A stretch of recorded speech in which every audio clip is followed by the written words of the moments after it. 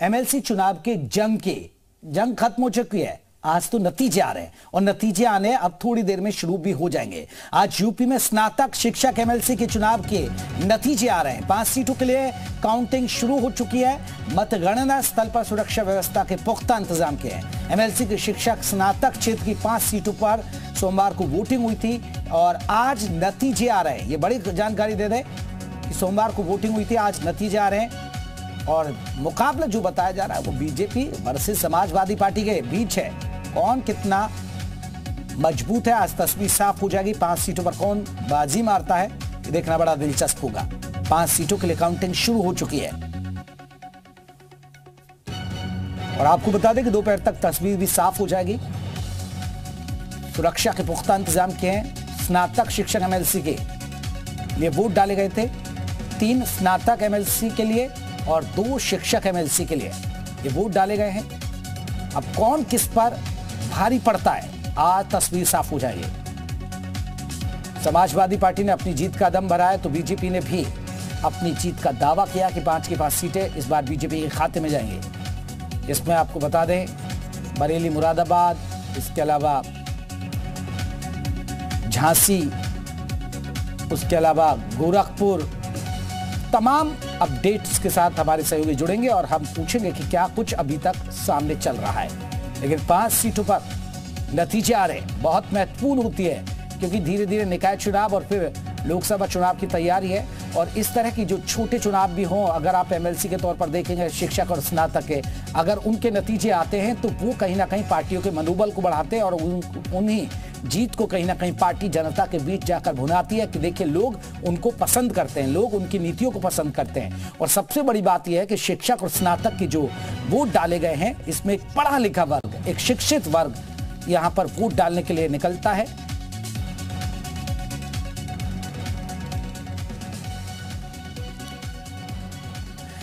चलिए हमारे साथ हमारे 2 सहयोगी और ज्यादा अपडेट के साथ जुड़ गए। अब्दुल सत्तार झांसी से रहेंगे और विनय सिंह हमारे साथ गोरखपुर से रहेंगे। दोनों का रुख कर लेते हैं। सबसे पहले अब्दुल सत्तार का रुख करते हैं। अब्दुल, क्या कुछ अपडेट अभी क्या काउंटिंग शुरू हो चुकी है? जी मैं आपको बता दूं, झांसी के बुंदेलखंड डिग्री कॉलेज में उतारी हाल है। वहां मत पेटियां टेबल पे लगाई जा रही, 14 टेबल बनाई गई हैं जिनको अभी खोला जा रहा है सिलसिलेवार। उसके लिए जायजा लेने के लिए कमिश्नर पहुंच चुके हैं। जिलाधिकारी मौके में, जिला प्रशासन, तमाम अधिकारी हैं, सुरक्षा के बड़े बंदोबस्त किए हैं। साथ ही आपको बताया जो 14 टेबलों पे प्रत्येक जो मत पेटियां थी उनको खोला जा रहा है, उनको मिक्स किया जाएगा। मिक्स करने के बाद भी गड्डी बनाई जाएगी।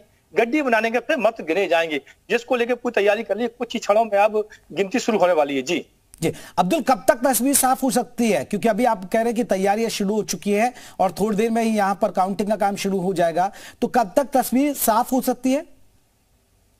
जी तस्वीर की बात करें लगभग अभी 2-2.5 घंटा लगेगा। जिस तरीके से बताया जा रहा है कि जो 10 जिलों में मतदान हुआ था उनको लिए 141 बूथ बनाए गए थे, वहां की सभी पेटियां यहाँ हैं, उनको सिलसिला खोलने की तैयारी शुरू कर दी गई है। क्योंकि 14 टेबल हैं, 14 टेबल पे समय ज्यादा लगेगा, इसलिए अभी प्रत्येक टेबल पे पेटी रखी गई है, उनको जांच की जा रही है।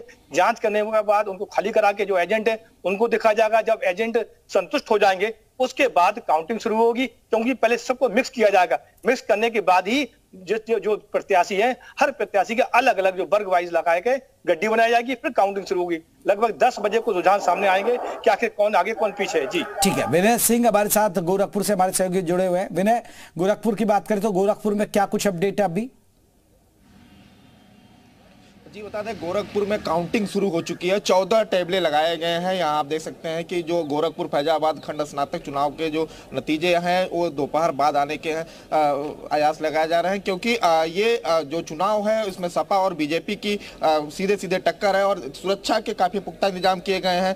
जो अंदर जाने वाले हैं उनकी चेकिंग भी की जा रही है और कई खंड में जो है इनको बैरिकेटिंग की गई है और सुरक्षा के काफ़ी पुख्ता इंतजाम के साथ ही जो आज जो चुनाव की मतगणना जो है वो शुरू हो चुकी है और दोपहर बाद जो रुझान है वो आने के उम्मीद है। और जो चुनाव के जो तैयारियां हैं, जो काउंटिंग की जो तैयारियां हैं, रात से ही जो है यहाँ पुलिस फोर्स लगा दी गई थी और सुबह जो है 6 बजे से ही यहाँ सभी अधिकारी पहुंचे हुए हैं और यहाँ जो मतगणना जो अब शुरू हो चुकी है। कुछ ही देर में जो है जो काउंटिंग है वो भी अनाउंस करते जाएंगे कि किसको कितना वोट मिले हैं।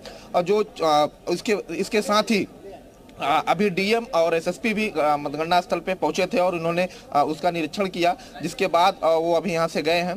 तो काफी पुख्ता इंतजाम किए गए हैं और यह मतगणना स्टार्ट हो चुकी है।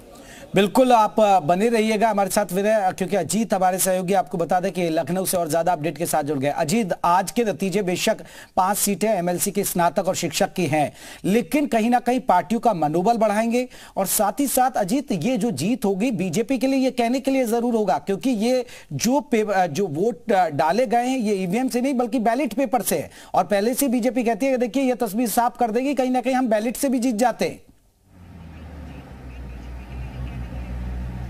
देखिए बिल्कुल जेपी, ये चुनाव जो है वो साख की भी चुनाव होती है, चूंकि बड़ा एरिया होता है। देखिए 5 जगह चुनाव है, लेकिन डिस्ट्रिक्ट अगर आप जिलों की बात करें तो 39 जिले प्रभावित होते हैं। देखिए गोरखपुर फैजाबाद अगर स्नातक मंडल की बात करें तो 43% वोट पड़ा था। अगर आप कानपुर की बात करें तो 40%, बरेली मुरादाबाद में 53% था, इलाहाबाद में सबसे ज्यादा 75.56 पड़ा था और कानपुर में 68% पड़ा था।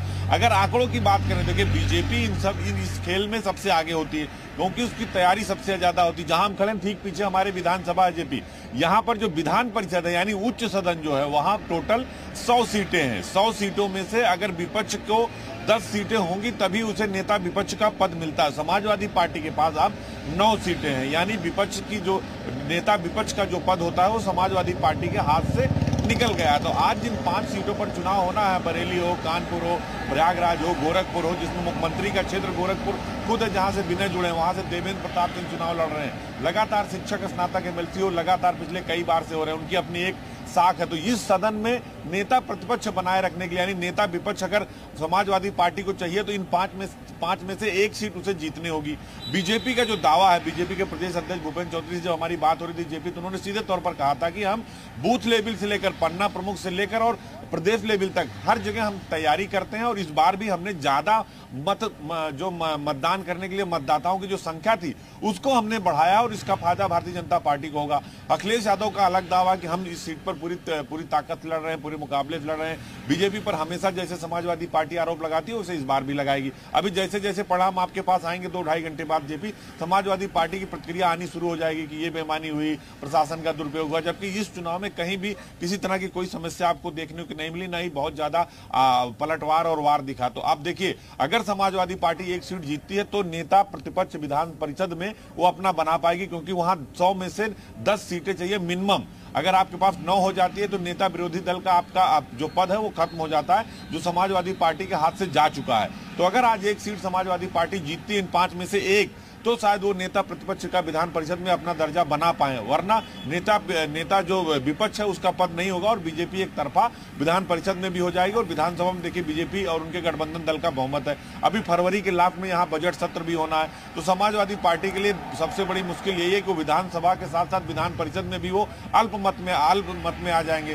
तो ये चुनाव बहुत महत्वपूर्ण रखता है और बीजेपी इन 5 की 5 सीटों पर अपना कब्जा चाहती। पिछली बार 2 सीटें नहीं थी भारतीय जनता पार्टी के पास, 3 थी। तो इस बार बीजेपी का ये टारगेट है कि सभी की सभी सीटें वो जीते। और देखिए अब से 3 से 4 घंटे में रुझान जब आने शुरू हो जाएंगे तो सबके सामने परिणाम भी आ जाएगा। तो अब ये देखना होगा कि क्या समाजवादी पार्टी विधान परिषद में अपने नेता जो विरोधी दल का जो पद होता, जो पहले अहमद हसन साहब के पास था, उसके बाद उन्होंने दूसरा नेता बना दिया था, अभी केशव मौर्य विधान परिषद के नेता हैं जो है भारतीय जनता पार्टी की तरफ से, नेता विरोधी दल कोई नहीं है। तो अब ये देखना होगा कि क्या समाजवादी पार्टी ये पद अपना बचा पाती है। अगर एक पद जीती है, एक सीट जीतती है तो, लेकिन जो अभी तक रुझान है, जो बीजेपी का दावा है कि हम 5 की 5 सीटें जीतेंगे जेपी।